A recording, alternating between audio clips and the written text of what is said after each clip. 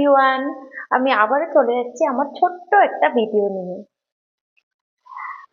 আমরা প্রায় সময়ই বুঝতে পারি না যে আমাদের বাচ্চাদের গ্রোথ হচ্ছে কি না, যা ওকে খেতে দিচ্ছি বা যেভাবে ওদেরকে যত্ন করে যাচ্ছি ওতে করে ওর গ্রোথ হচ্ছে কি না, ওইটা নিয়ে সন্দেহ থেকে যায়। ভাবতে বসে যায় যে অ্যাকচুয়ালি কিভাবে বুঝবো যে ওর গ্রোথ হচ্ছে কি না। আজ আমি আমার এই ভিডিওতে নিয়ে এসেছি ছোট্ট একটা টিপস। সবসময় খেয়াল রাখবেন বাচ্চাকে ওর নখগুলো কেটে দেওয়ার পর তাড়াতাড়ি বড় হয়ে যাচ্ছে কিনা।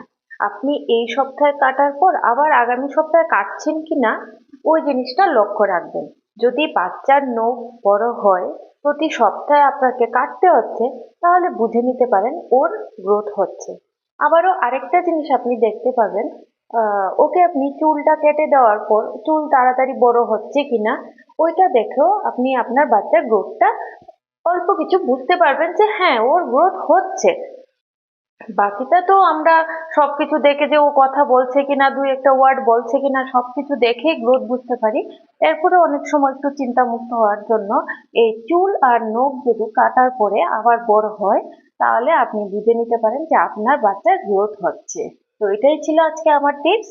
আরো বিভিন্ন টিপস জানতে বা ছোট ছোট বাচ্চাদের এই বিষয়গুলো জানতে আমার ভিডিওটাকে লাইক করে দেবেন আর সাবস্ক্রাইব করে দেবেন আমার চ্যানেলটাকে। Thank you.